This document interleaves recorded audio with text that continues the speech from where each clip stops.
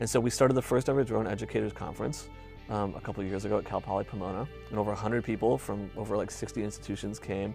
We had some vendors, we had professional pilots, we had Romeo Dersher from DJI, who was our first keynote speaker.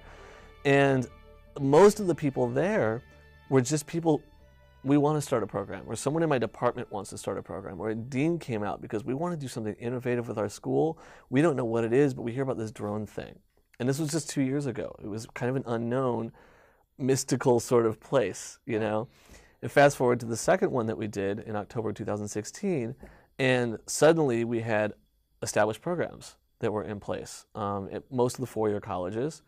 Brandon Stark from the UC system was there talking about, you know, what they have in those programs, which is important for the rest of us in the state because we want to articulate. We want high school students to start learning the material that they can learn in the community college, and then they can take those courses to the four-year school as they transfer.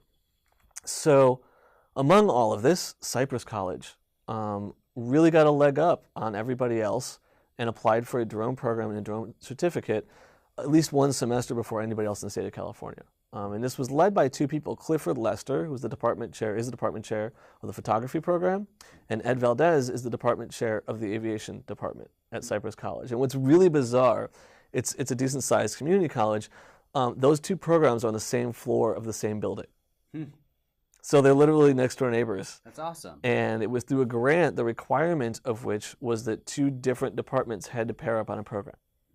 And they both wanted to do this separately. And so it kind of just came together that Cypress was going to do a 5-course certificate, one photography class in Photoshop that you had to have as a prerequisite, and then 2 aviation courses, part of which is training for Part 107 and a private pilot's license, and then 2 drone cinematography photography classes. So I was fortunate that they already had a program lined up. It was already started. They already had an entire fleet of professional drones for the students to use, and contacted me to come in and teach what I'm doing professionally with 10 Digital Media and teach cinematography and photography with drones. That's amazing. Now, it's great to see the kind of two departments have this parity with each other, that they really see this platform kind of bridging the gap between them.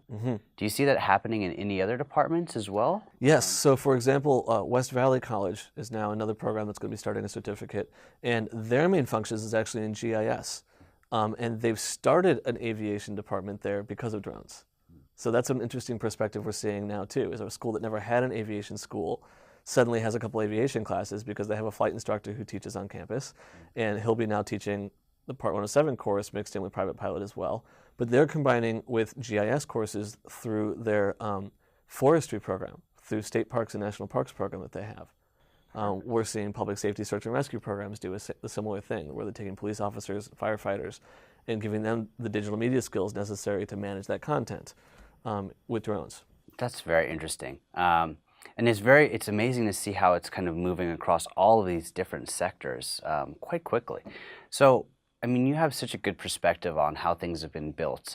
For educators that are out there that do want to start looking at using drones as part of their curriculum, do you have any thoughts for them, or do you have any recommendations on how the kids have reacted to using the equipment? Yeah, I mean, we're so fortunate right now that, you know, companies like DJI have really pushed the envelope on making this technology completely user-friendly and accessible. I posted a photo from a book from 1964 the other day on all of our social media of a pigeon with a camera attached to it that a photographer was using in order to get an aerial perspective in the 1960s. And I was joking, like, how nice is it today that we don't have to have a carrier pigeon with a camera? Like, yeah, you know, back, right? That hopefully we'll come back. And you know, we now have this technology that in real time we can see exactly what we're filming, we can see exactly what we're photographing. I can change my aperture, ISO, shutter speed, white balance in real time from the ground up to hundreds of feet away. It's really remarkable. And then to see the price point come down to now where the DJI Spark is really truly makes it accessible for pretty much any education program to get started and just start offering something on almost any level, ranging from beginners all the way up through industrial technology. Absolutely.